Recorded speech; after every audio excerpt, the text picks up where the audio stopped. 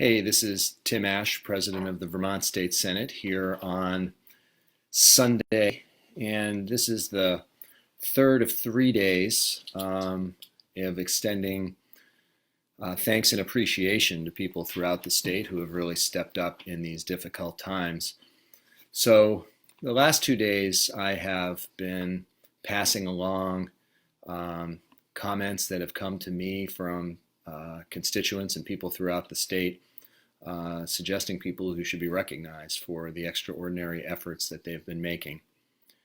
And today, I have actually received a bunch of thoughts from members of the Senate from all across the state who wish to pass along particular thanks and appreciation to people in their counties who have really stepped up in these very difficult times. So, without further ado, and this one will be a little bit shorter than my normal videos, which some of you may be grateful for. And then tomorrow I'll return to a more conventional update with information that's been coming in around the state on the state's response to the COVID-19 crisis, things that are helpful for people to know. I'll especially focus on support for small businesses and sole proprietors and independent contractors tomorrow and pass along what I know. So what I'm about to do is kind of travel around the state and offer thoughts that have come in from my fellow senators. And I think almost across the board, what they've indicated is that there are too many people to thank or to highlight. So this really represents a small selection of those who are stepping up in new ways to support their neighbors.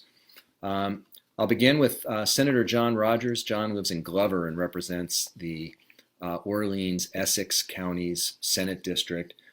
He says that he basically sends his thanks to all the healthcare workers in the state. His own wife is a registered nurse who normally works in a doctor's office, volunteered to work in the emergency room. He knows that she's not alone in doing this.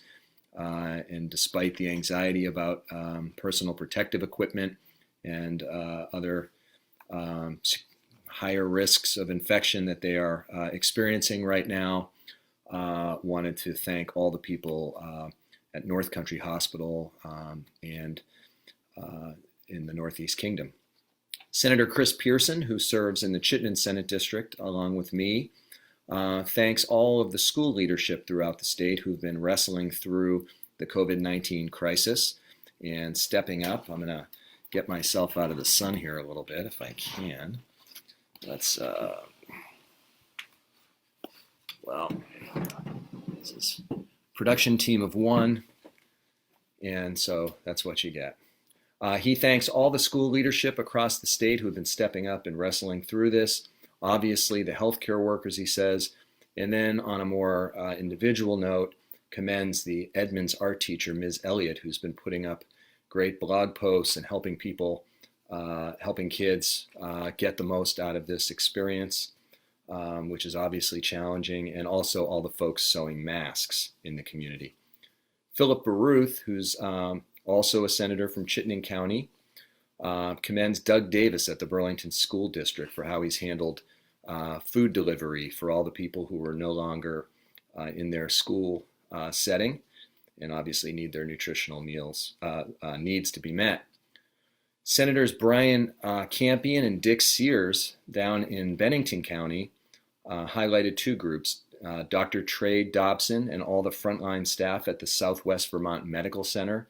We know that the first case in the state of COVID-19 infection actually was admitted to Southwest Vermont Medical Center in Bennington. Also wanted to thank the frontline staff at the Vermont Veterans Home for keeping our veterans safe who live there. Vermont Veterans Home, for those of you who don't know, is the state's designated medical/residential home for people who have a connection to military service, and he wants to commend, they both want to commend all the people there. Senator Ann Cummings, who's a senator from Washington County and lives in Montpelier, former mayor of Montpelier before beginning her service in the Senate, says it's important to recognize all the unsung heroes who are working to keep us safe and healthy, and then went on to say that The woman that she saw cleaning the pumps at Cumberland Farms today comes to mind. The plumber that unclogged a sewer line on Sunday morning. The grocery store workers, those making sure the homeless are fed and sheltered. There are just so many, she says, that we should be thanking, and I couldn't agree with her more. Senator Andy Perchlik, also from Washington County, says that one person who comes to mind is Beth of Central Vermont Council on Aging, who, along with her co-workers, are putting in extra time to provide the services, care, and protection their clients, who are all older Vermonters, need. He also references Paula Emery of Plainfield, who's taken on being the volunteer coordinator for the Plainfield Co-op grocery store. They're only doing curbside pickup. Volunteers are taking phone orders and delivering food to all those who can't get to the store for whatever reason. Rounding out the three senators from Washington County, Senator Anthony Polina, who lives in Middlesex, references both the large groups, who are run by longtime leaders like Mary Moulton, and he's referring to the Washington County Mental Health Services, but also local folks, as he puts it, who are helping out and caring for their neighbors quietly. He references a 30-something-year-old neighbor, who I won't mention her name just to respect her privacy, who does weekly shopping trips to pick up things for older neighbors. Senator Becca Ballant, who lives in Brattleboro and is the majority leader of the Senate, references all the staff at the long-term care facilities in Windham County, and she references a few of them: Thompson House, Pine Heights, and Vernon Green Home. And we know that that work is especially important because the susceptibility of older Vermonters who are in frail health, who are more likely to to come down with COVID-19. Senator Dick McCormick lives in Bethel, highlights Bethel Vermont Strong. This is a volunteer group who have come together and organized to provide info, food, pickups, deliveries for homebound people, and general community supports to make sure people's needs are being met. So thank you, Dick, for calling out Bethel Vermont Strong. Allison Clarkson, who also is a Windsor County senator, she lives in Woodstock, cites John Spector, who's the chair of the Woodstock Economic Development Commission. They have set up 3 county-wide conference calls with 4 chambers of commerce and all their membership to keep businesses current on the COVID-19 response at the local, state, and federal level. We know small businesses have been very anxious, and rightfully so, during this time. She also commends the Thompson Senior Center, which, in addition to keeping up and expanding Meals on Wheels, has rolled out a curbside lunch pickup program, and also says that all of the food shelves in her county, who have added hours and expanded services, and wanted to thank all of them on her own behalf, but also for the other senators from Windsor County. Senator Jane Kitchell, who chairs our Appropriations Committee, which writes the budget, lives in Danville.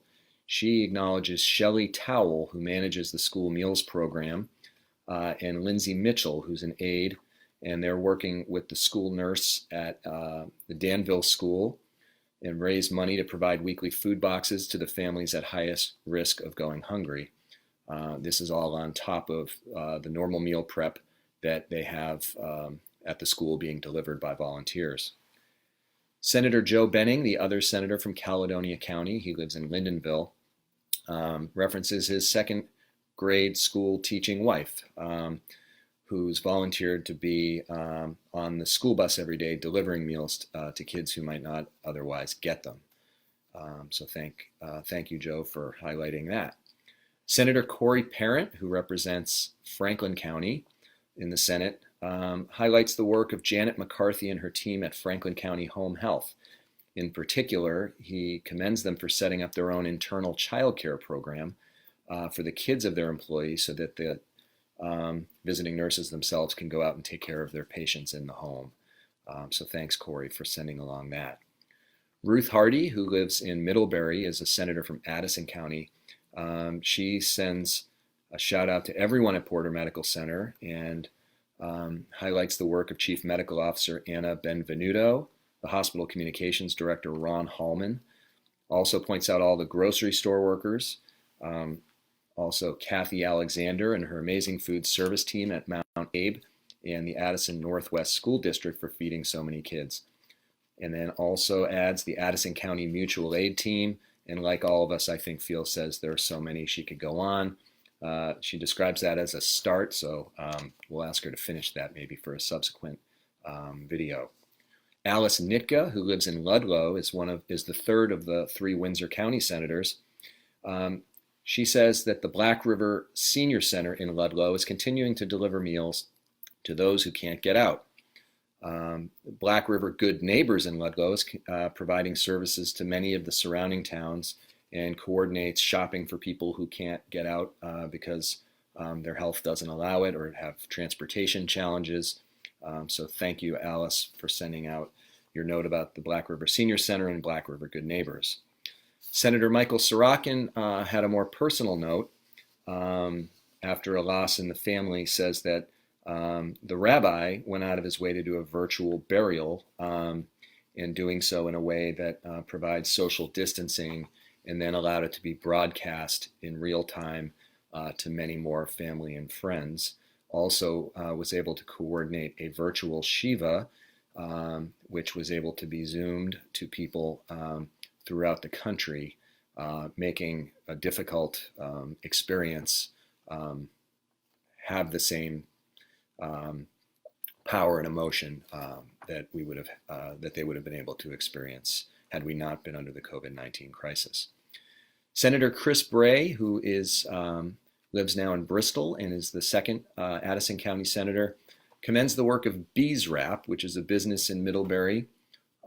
They make packaging using beeswax and technical processes that I won't even pretend to understand.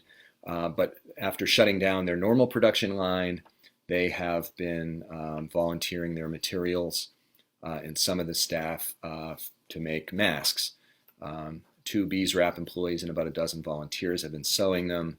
Beeswrap has put the cut materials together and they drop them off to the people who sew them.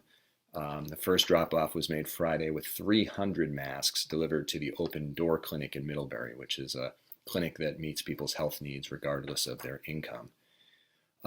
Senator Brian Collmore says he hates to call out any one individual because this has been a tremendous community-wide effort so far. Hear, Brian. I think we all agree.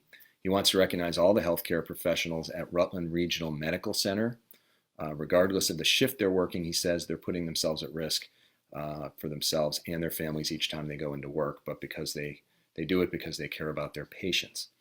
There are also the workers in the food and grocery business and pharmacies who sometimes have to manage customers who are not always polite, who might be maybe stressed out.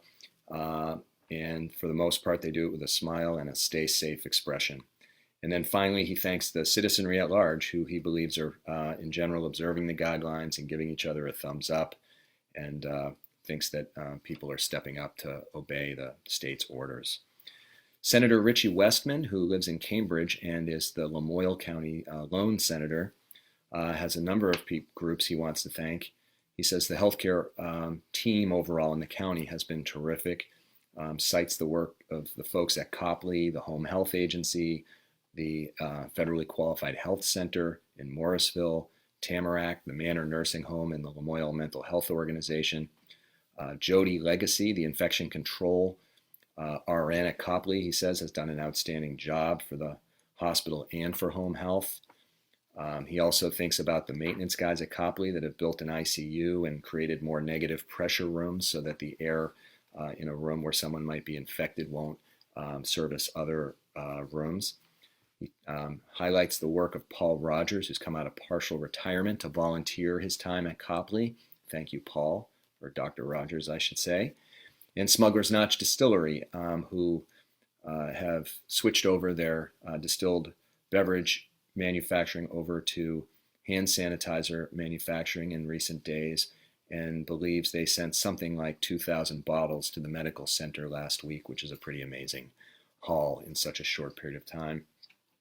And then finally, Senator Ginny Lyons, who serves alongside me in the Chittenden Senate District and lives in Williston, Wants to thank all those delivering food to kids at home, the Burlington wastewater treatment staff, who of course their work continues and it's getting more challenging as more people are home and the demands on the system. And then the emergency department and hospital medical staff, both at UVM Medical Center and beyond. So I think in total, what you're hearing across the state are some unifying themes, which are people stepping up to help, whether they're in a healthcare setting, in a retail setting, people in our school districts who've quickly reacted flexibly to make sure that kids' needs are being met. And this is just a short list, but I thought it was a good way to end a weekend to really hear from all across the state what people are observing in their communities. And the 29 people I serve with have been required to go above and beyond in the sense that we have not just doing our normal work of trying to anticipate how the legislature can change the laws or provide funding to help people get through these difficult times, but have also been receiving thousands of emails and calls over the last 3 or 4 weeks with people with very specific needs and challenges and questions. And so I want to say a special thanks to all the people who I serve with who have really stepped up and heard the call to serve as I knew they would, but still challenging and stressful times for everyone, including the people who are elected in Vermont. I want to send a special recognition myself to the people at Converse Home in Burlington who are keeping my mother-in-law in good health and all of the people that she lives with. They're doing amazing work there, and I just can't thank them enough. So tomorrow at 5:30, I'll return to a normal informational update where I'll be providing all of the most useful information I can gather over the course of the next 24 hours to make sure that you've got what you need, hopefully explaining it in a way that helps you utilize the information either to seek the benefits that you're eligible for, to navigate some of the state or federal programs which have been newly made available, or just to provide insights into what's going on. So I look forward to seeing you tomorrow, and I hope you continue to stay safe. Thanks.